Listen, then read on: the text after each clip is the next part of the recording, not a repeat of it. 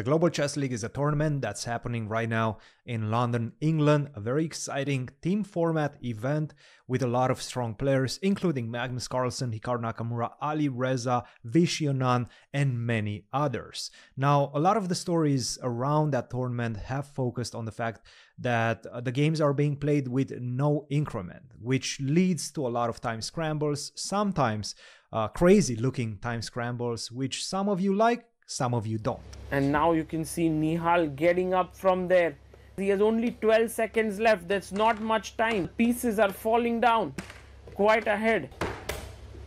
So take is a piece up. It's completely winning. He keeps playing on until he's left with 2 seconds. One thing that has not been discussed as much is the absolute dominant performance of one player in particular. I'm not talking about Magnus Carlsen, Hikaru Nakamura, VS Anand, or even Maxime Vachier-Lagrave. I'm talking about the player that defeated all of the players that I just mentioned in back-to-back games. And that is the man of the hour in London, Alireza Firouzja. I'm going to take you through his games and through his victories. We're going to start with the first game of the 5-game winning streak, and that is against Magnus Carlsen. Alireza with the black pieces is facing a pretty much hopeless situation. A pawn down, the 2 bishops against the 2 knights, very passive pieces. And in fact, we've analyzed this game at length with Fabiano in the previous video. I'm going to link that somewhere in the description or perhaps somewhere above. Now, I'm going to only show you how resilient Alireza was for the remainder of this game to try to stay alive in this game and in the end win on time. Bishop to d6, f5, best move, take on f5, take on f5. Alireza needs to find something to do on the king side, try to create some sort of counterplay, try to displace this bishop from d6, because with the pawn on e5 supporting the bishop on d6, the position would absolutely be hopeless. And finally, he is rewarded, because Magnus makes an inaccuracy, and that is bishop to h3. Because it allows knight to b5. What he should have done was simply to move the rook first, go rook to b7, cover the move knight to b5, then you can continue with your plan of increasing the pressure with bishop to h3. A slight mistake, which right now is going to cost him not the game, because he's still winning, but right now he needs to start the process once again because of this move knight to b6. Bishop to f4. Magnus maintains his composure. He's still winning. Best move in the position, forcing the trade of the rooks. Rook takes d7, take on d7. Rook takes c1, take on c1. And the transition into an endgame, still with a pawn up, with the 2 bishops against the 2 knights, and with a weakness to work against, the pawn on h6 and potentially the pawn on f6. The position is still technically winning. But once again, right now, it's Alireza who's showing his resilience. Knight to c5, bishop to c4, knight to d6. You're not going to have time to take on h6 yet, because you need to defend the bishop on c4. Bishop to f1, king to g7, defending the pawn on h6. Bishop to a3, good move by Magnus. Knight to b7, and a missed opportunity right now with the move bishop to g2.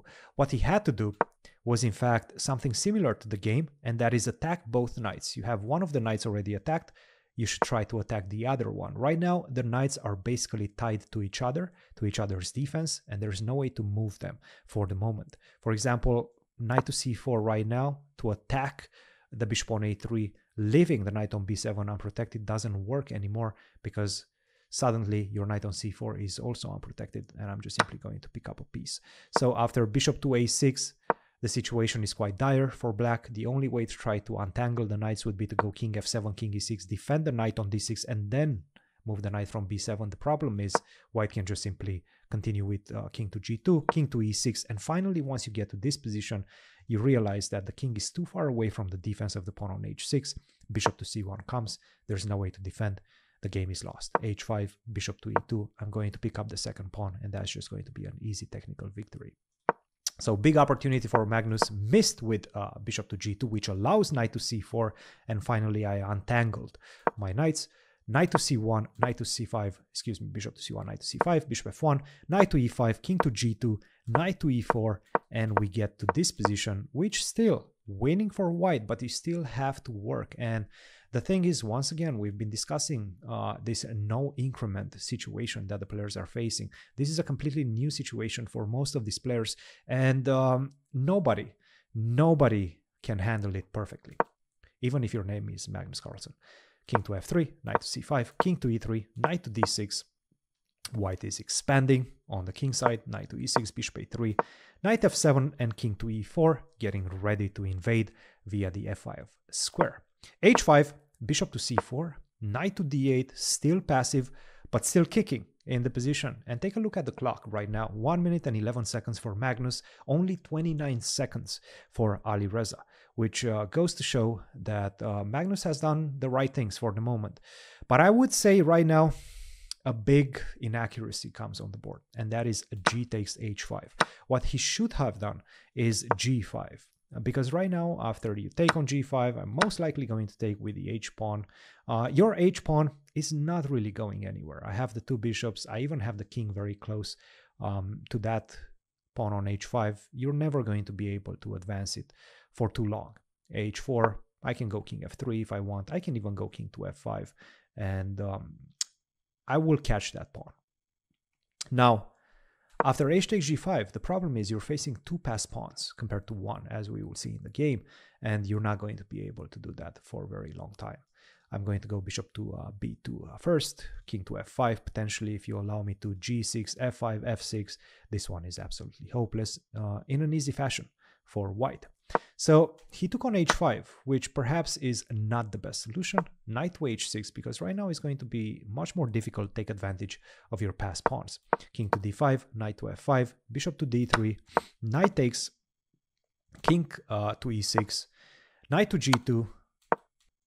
A bad practical decision by Magnus, and in fact burning a lot of his clock, as you can see, from 44 seconds to only 23 seconds. The best practical decision at this point would have been to just simply take on f7, knight takes f4, and just simply drop the bishop to c2. You're going to take on h5, but this is going to be such a difficult defense, especially with only 17 seconds on the clock.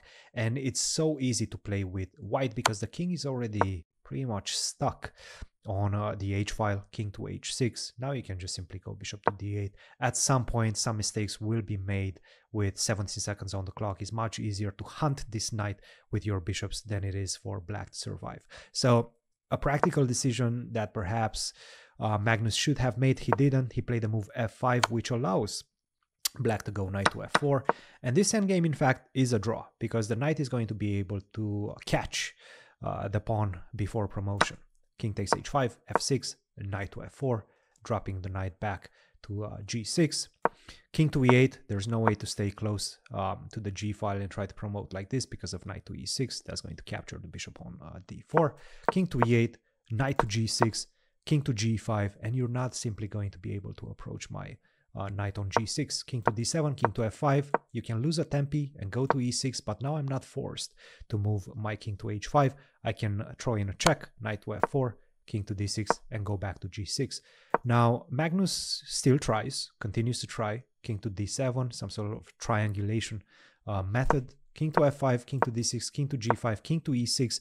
Once again, Alireza could have easily just simply played the move knight to f4 and make a draw. Perhaps Alireza got a bit confused. Perhaps he was just trying to win on the clock, which he managed to do in the end.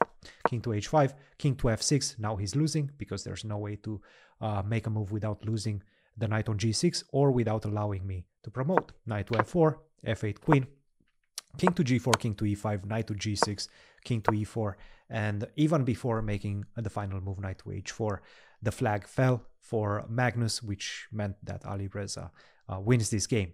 If you want a more thorough analysis of the whole game, go check out our previous video. Good start to his 5-game winning streak against the best chess players on the planet. The next one is against the 5-time world champion and an absolute legend of the game, VS Anand.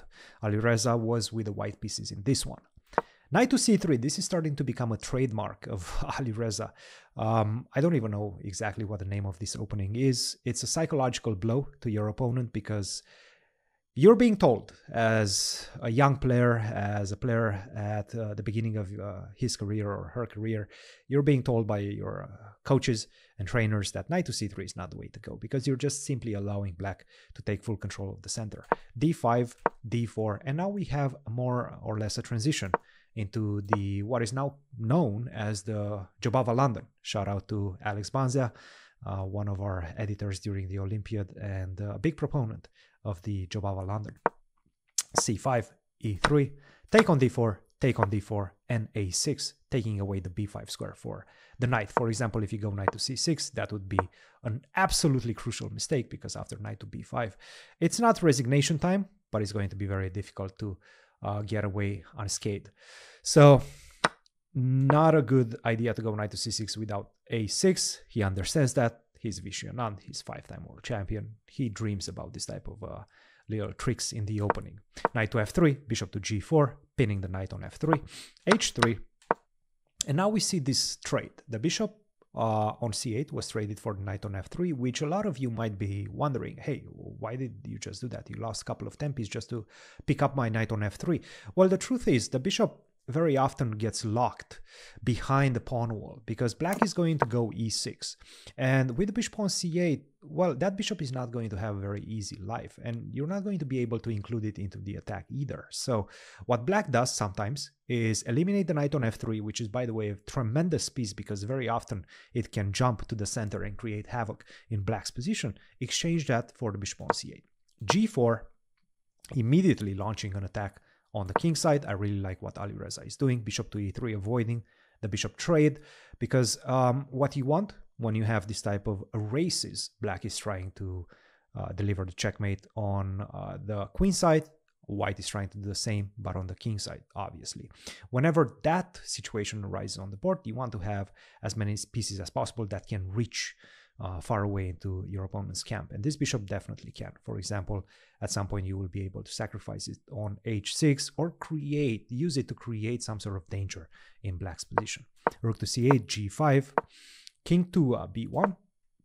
And at the same time, this bishop not only can be an attacking piece, but also it can be a defending piece. Bishop to c1, for example, later on, as we will see. Knight to b6, h4, knight to e7, bishop to c1, and knight to c4. The thing about this position is that, look, you got a beautiful knight on c4, but I don't have to react. And now we understand this bishop on c1, tremendous defensive piece because it defends the pawn on b2. But also it seems like the king, you're building a cocoon around your king, which is pretty cool. A very nice defensive cocoon. Knight to e2, castle, h5, rook to c6, bishop to h3, setting up every piece against the king side, bishop to b8, knight to f4, queen to b6. And finally, there's some threats in the position. For example, if your queen would leave the third rank, let's say queen to g4, well, this would be quite problematic because now you can go knight to a3 as black, knight to a3 and knight takes e2, and take advantage of the fact that you have a pin pawn on the b file.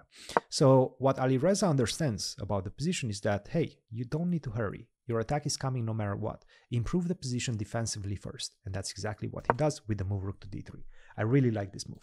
Bishop takes f4, queen takes f4, and knight to d6. h6, g6, queen to f6. I weakened your position. Now I get to bring my queen.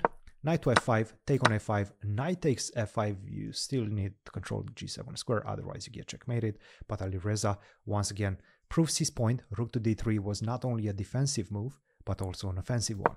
Rook to f3. Now you're forced to go e5 if you try to take on d4 and say, hey, I'm defending the g7 square. Nope, not so fast. Right now I'm eliminating the defender, the knight on f5, the defender of your queen on d4. You have to exchange on f6. I take back with the rook. I'm a piece up. I win the game. So black is forced to go e5 unless he wants to get checkmated. Take. This comes as a sacrifice, and the ensuing endgame is not hopeless. Black still has some chances. Nevertheless, as we will see in just a second, Alireza converts in majestic fashion. Knight takes d4, take on b6, rook to d1, setting up the spin, rook to e3. We see a couple of exchanges, and now finally, after rook to b3, rook to d7, your position is passive, your pieces are passive. It's time to push the pawns. f6, good move by black. Try to create something on this side. King to f7. King takes f6 and c4. King to f5. The problem is this bishop on c1 still protects the most important pawns in my position. The pawn on f2 and the pawn on h6, not allowing black to create any sort of counter chances. g5, c5, knight to f4, c6, and finally white is breaking through. Black is nowhere close to doing the same on the king side. Rook to d6, a5, rook takes h6, rook to a8, rook to h1, king to a2, knight to d5. I continue pushing with a6, knight takes e3, and f takes e3, and there's no way to get your rook back to a4. Rook to h4, rook to f8, and that's pretty much all she wrote. Beautiful, beautiful transition by Alireza. So that extends his winning streak to 2. Let's get to the next one. In his third encounter against some of the best players on the planet, this time with the black pieces, he's facing one of his tremendous foes, and that is Hikaru Nakamura. And in this one, he has the black pieces. So definitely a very difficult task. Let's see if he's up to it. e4, Hikaru opens, c5, knight to f3, d6, and bishop to b5. Knight to d7, one of the more aggressive ways to deal with is bishop to b5. Castle and a6, bishop to e2, knight to f6, and d3. I have to say, b5, knight to d2, and this already strikes me as a bad move. You're just basically trying to combine too many plans as white. You're trying to play some sort of a Grand Prix attack, but you've already wasted time on bishop b5, bishop e2. That's a loss of 1 tempo. Knight to f3, knight to d2, and most likely after f4, knight to f3. That's another 2 tempis. So all in all, I feel like white is just simply combining too many plans and not achieving the desired result. e6, f4, bishop to b7, a4, bishop to e7, bishop to f3, and queen to c7. And I really like the fact that black is delaying the committal of castling. And we will see. This is an extremely important detail of this game. Knight to c3, attacking the pawn on b5, trying to force black to make a decision. Are you going to defend it with bishop to c6, trying to keep the tension as is, or are you going to go b4? Alireza responds. He says, nope, I'm going to go b4. Knight to e2, knight to b8. A very cool moment, and I really like this move, knight to b8 by Alireza, because, look, perhaps it's not the best move from an objective standpoint, but from a practical perspective, you're really setting up nicely for controlling the d4 square after knight to c6. But also you're setting up this knight to return to the other side of the board. Knight to d7, knight to b6, and trying to play on the other side perhaps. You know that in an ideal scenario, white is going to start an attack on the king side. So you're getting ready for that. It's a very nice prophylactic move. b3, knight to c6, bishop to b2, and d5, striking in the center. I really like this decision by Alireza. Queen to e1 and a long castle. A big decision right now. At the detriment of short castle, you decide to go long, especially with the pawn on c5 and b4 already overextended. It feels like this is not the best decision. But if you think about it, it's a very good decision because this pawn has already been committed to a4. So on the a and b files, everything is locked. The only way white can try to open things up on the queen side is via c3. The problem is that's not going to be very effective. You play c3, you might be able to exchange the c for the b pawn, but that's only going to open up the c file. You're not going to be able to do much on the c file only. And in the meantime, I'm just going to slide the king to a8. I'm going to shield it in the corner, and you're just simply not going to have enough resources to create any dangers for that king. Queen to f2, king to b8, rook to e1, king to a8, king to h1, and h5. Now it's Alireza who's attacking on the king side. Taking on d5, finally Hikaru decides to break the tension in the center. Knight to g3, queen takes f4, picking up a pawn, bishop to d1, queen to c7, and knight to f5. Despite the fact that white is a pawn down, Hikaru has managed to get some compensation in the position, to get some dynamic play into the position. This knight on f5, very beautiful knight, and it does feel like there's some momentum going for Hikaru. But Alireza doesn't blink, and in fact, he plays very, very well to be able to balance things out. Queen takes g3, h takes g3, and bishop to f6. Bishop takes f6, and g takes f6, because of course you're not going to be able to take on f6 with the knight. You're going to lose the pawn on g7. So at the expense of messing up my pawn structure as black with the double f pawns, I more or less simplified the position, and I think that's a good trade-off for Alireza, because the bishop on b2, tremendous piece, no longer an issue. Knight to f3, bishop to c8, finally bringing my bishop, solving the problem of the bad piece in the position. Knight to e7, take, and bishop to e6, locking the rook away. Knight to h4, knight to e3, and a trade that you might be wondering, hey, why did he do that? Why did he capture the bishop on d1, which was pretty much eyeing his own pawn chain? So definitely not a great bishop for this tremendous looking knight on g4 and maybe even on e3. Why not just simply go d4 and cement this knight on e3? I do believe that his decision was a tremendous one, because after knight takes d1, rook takes d1, in any sort of endgame, bishop against knight, I'm going to be able to infiltrate and blackmail you all the time with this idea of bishop to g4, bishop to d1, and your pawns are in terrible shape on the queen side. So he was seeing 10 moves ahead, Alireza, that is with very little time on the clock. So able to assess this type of transitions very well.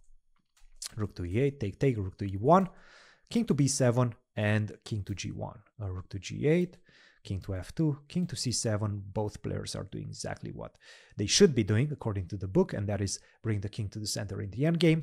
Knight to d2, bishop to g4, knight to f1, and we got to this position, king to e5, and now Alireza is starting to look at the c3 square. He's trying to invade with the king. At the same time, he's setting up another idea, and we will see and understand that in just a second.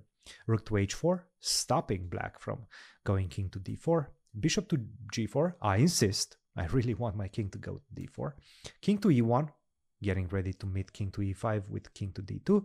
Sorry, king to d4 with king to d2. f5, and this is the second idea that I was mentioning a couple of seconds ago, and that is I'm going to try to get rid of one of my double pawns and try to open up another front on the king side via f4, potentially get my king to g3.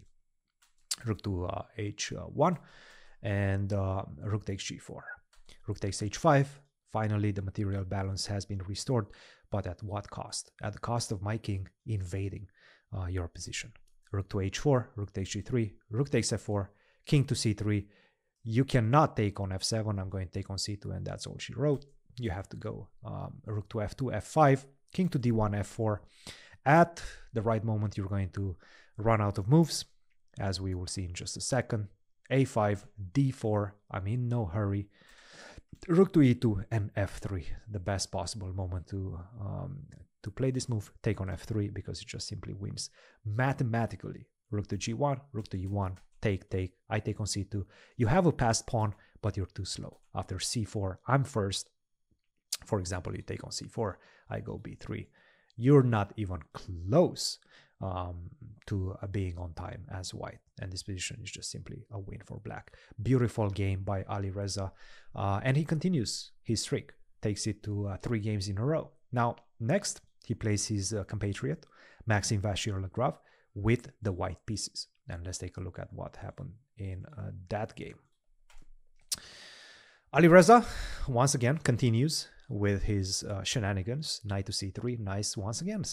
Look, I really feel like this is a psychological ploy by Alireza, and a tremendous one at that, because he's analyzed this. You can see it, you can feel it in his moves. He's analyzed this position quite at length, and he played it in classical chess as well against Jan Nepomniachtchi, I believe, at the beginning of the year in Tata Steel. So he's not afraid to play this in classical either.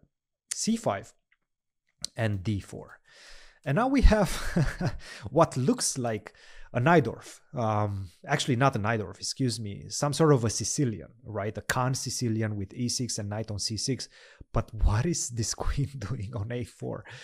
You haven't taken on d4 with the knight. You've taken with the queen and then slide the queen on a4. It looks very artificial for white, but perhaps it's not that bad. Bishop to c5, knight to f3, and d6. e5.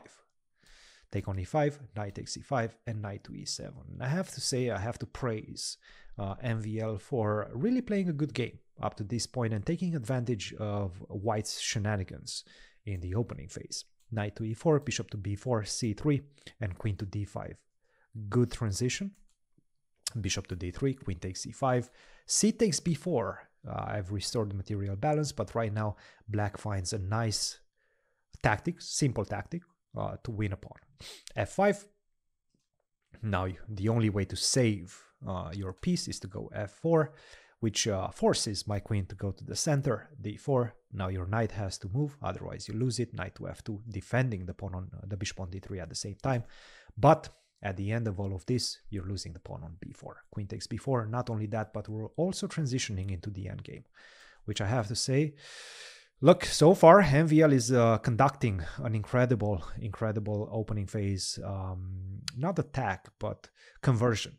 Conversion of the advantage he got at the beginning of the game, where Alireza just played all of those nonsense. Knight c3, d4, queen a4.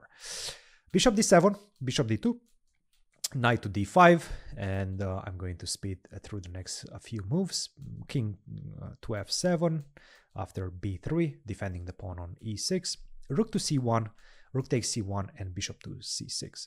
And slowly but surely things are becoming much more clear. The backwards pawn on the e-file for black, the extra pawn in the position, is very thoroughly defended. Not only that, but it's also used as support for my outpost on d5. So it's a tremendous pawn on e6, a tremendous extra pawn. Knight to f6, setting up this knight to go to e4, and the other one is going to join in this central placement by going to d5. Bishop to a5, rook to d7, bishop to f1, bishop to e4, and rook to c7. Rook takes c7. I'm not afraid of this type of trades as black. Knight to c6, bishop to d6, knight to d4. Knight to f3. It looks like you're a couple of moves from resignation as white. There's all sorts of discovery checks, but nothing really converts this position to a decisive win yet. You're not ready for that. You still have to work for it. And he does. Knight takes e4, bishop to e3, knight to c2, bishop to c1, knight to b4 and a3, knight to d5, bishop to c4, and king to e7. Slowly but surely, I'm improving the position to the maximum. I'm going to get the king closer to the center, and I'm going to be able to find another avenue to use for my invasion as black. I'm going to try to go a5, b4, break the position, break the structure on the queen side.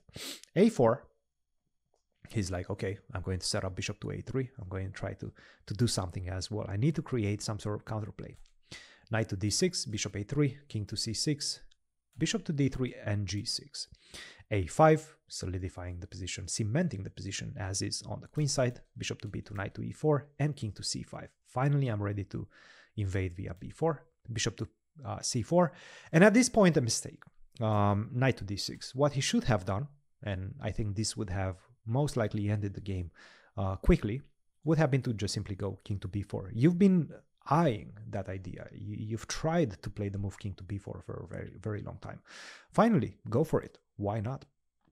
King to b4, and if you go bishop to d4, then I can just simply defend the pawn on b6 with the move knight to c5, attack at the same time, and that forces a reaction. You have to either take on c5 or on d5. This is hopeless for white. He didn't go for it. He played knight d6. He's still much better and still has tremendous chances of winning. b5, creating a second weakness on the queen side.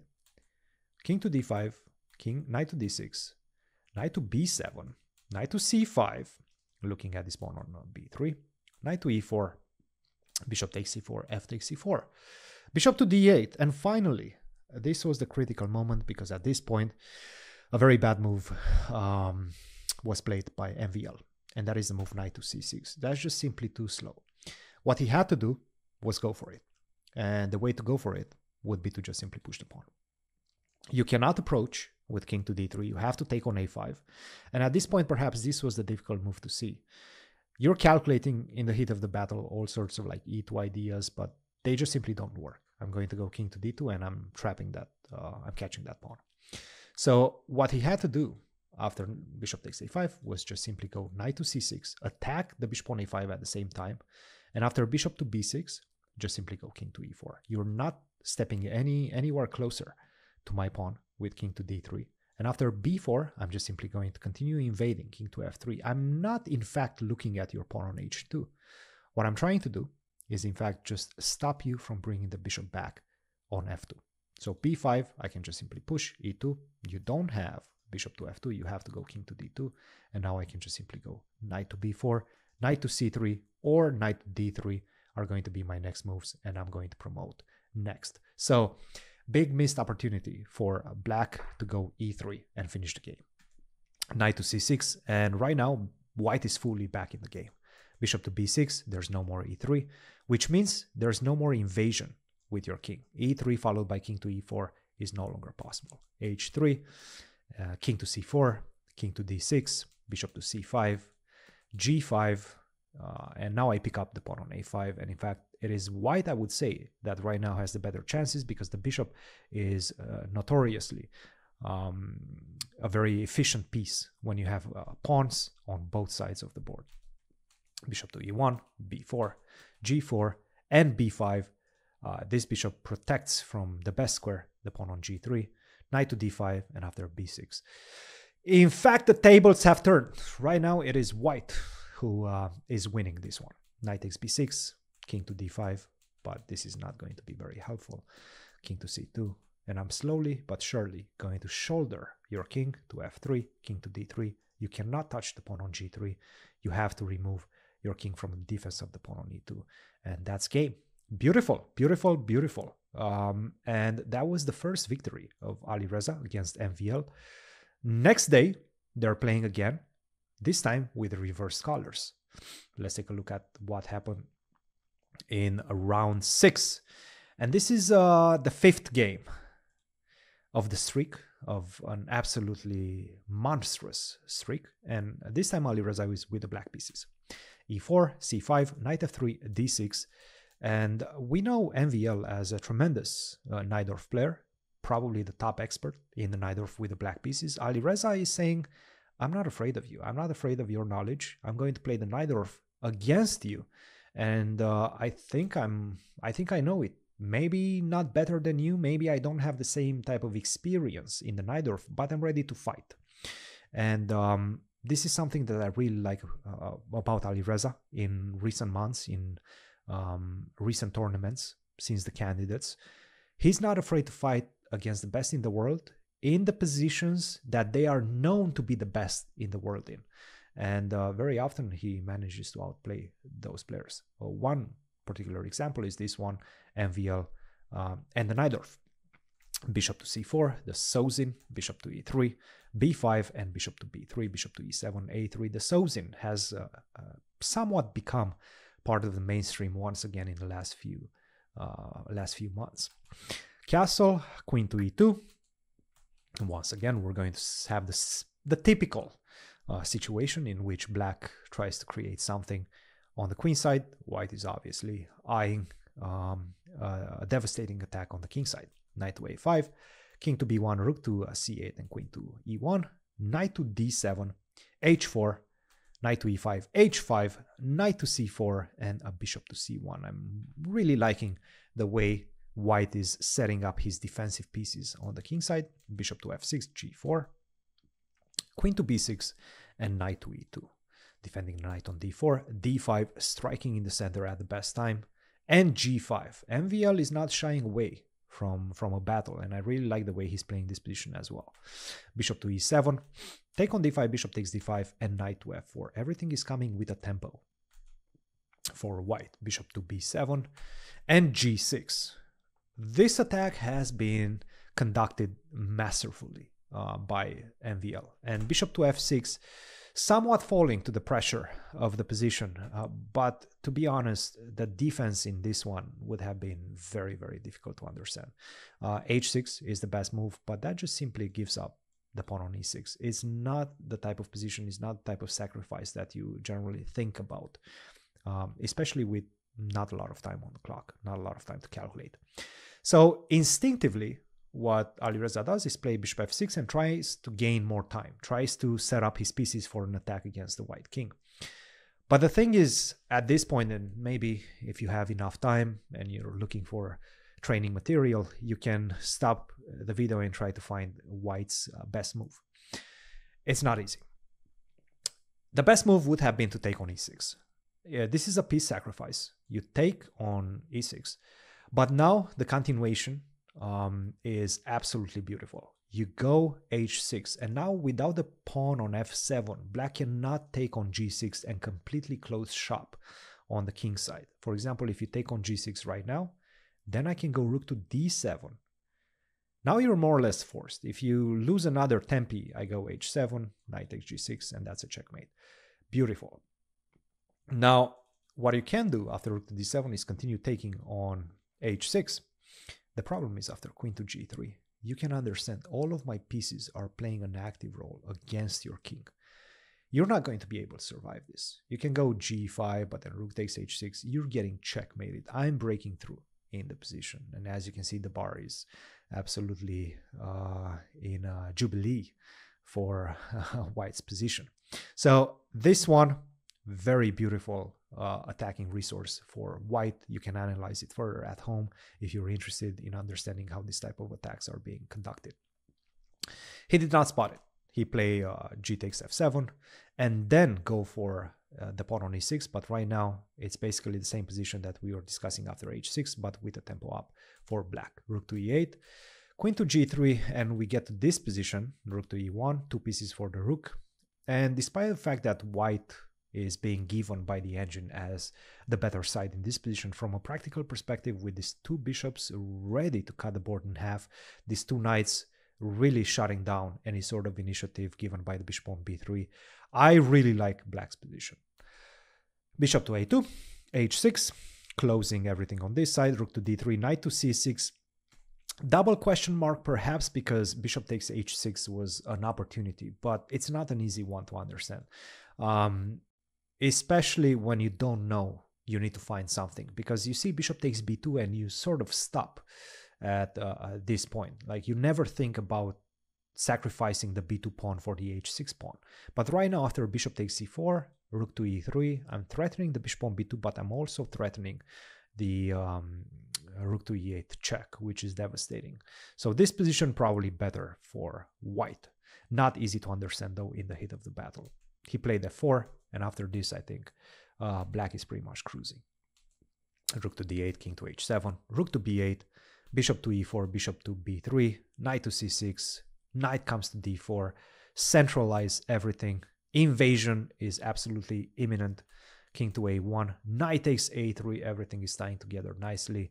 Big attack is brewing, and in fact, after queen to f3, b4, setting up what will be a beautiful checkmate, not only opening up the 5th rank, but also after rook to d2, knight to c2. If you take on b1, and now you understand the genius behind the move b4, knight to a3, king to a2, queen to b1, and my knight on a3 is protected. So this is just a checkmate. White was forced to take on c2, but after bishop to c2, resignation had to come because there's no way to stop queen to a5. So b4 pretty much finished the game a few moves back. Beautiful, beautiful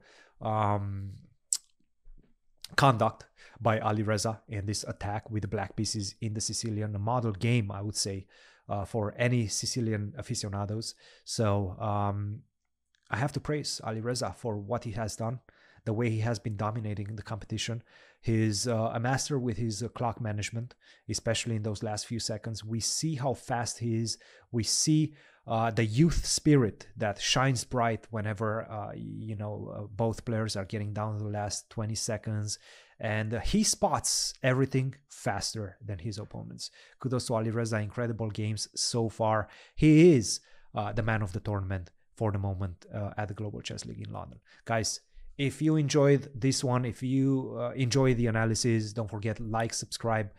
We have a few more episodes coming along. In fact, we have a pretty cool one that I think you guys will like it coming tomorrow. So stay tuned, like, subscribe, ring the bell so that you know exactly when we're posting next. And I will see you guys in the next one. Cheers.